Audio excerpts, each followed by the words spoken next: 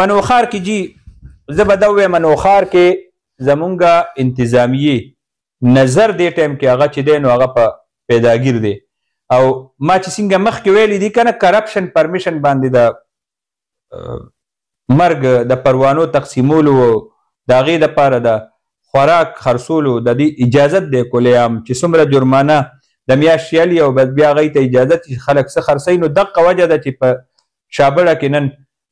هغه مزدوران چې یار خپل زمیندارانو له زمیندارۍ دپاره خپلو زناورو دپاره یې پاندونه کول او په پټي کې چای پخولی او پای راوړل او هغې کې چای او چیني اچول اوس چې چایو کې فرق و او که پایو کې فرق و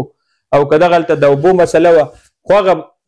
زمینداران هغه مزدوران هغه ټول بېهوشه شول او اسپتال ته یې راوړل اسپتال نه پس بیا علاج معالجې نه فارغ شو خو ویلی کېږي چې فوډ پویزنینګ شوی زما ذهن دا نه مني چې دا لا د تورو چایو کمالو او لا د پایو کمالو د دې دوانو نه علاوه هېڅ هم نشي کېدی ځکه چې په نوخار بازارونو کې څه خرڅېږي نو د هغې نه مونږ خبر یو او دا تاسو ته په شیشه باندې ښکاري چې روزانه چاپې والی کېږي او صرف جرمانه اخیستی شي او په دویمه ورځ باندې بیا هلته کې هغه کس هغه بورډ هغه پای هغه سکریم هغه چپس هغه هر څه خرڅېږي کلاو خرڅېږي جي بس پیسې ورکوه او سړی وژنه او دا خو د معاشرې قتل دی زه به وایم چې دا د معاشرې قتل دی